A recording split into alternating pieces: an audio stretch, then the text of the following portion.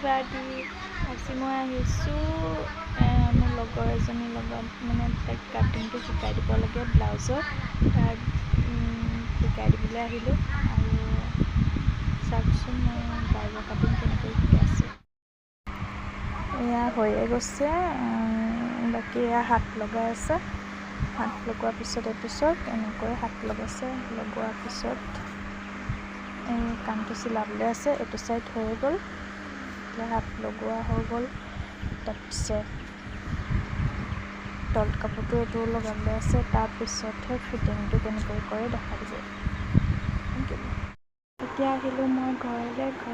গৰম ইমান হৈছে হাতকেইটা ধুই বনাই তলত অকণ বহিছোঁ তাৰপিছত আপোনালোকক যেতিয়ালৈকে ফিটিং হয় তাৰপিছত দেখাই আছোঁ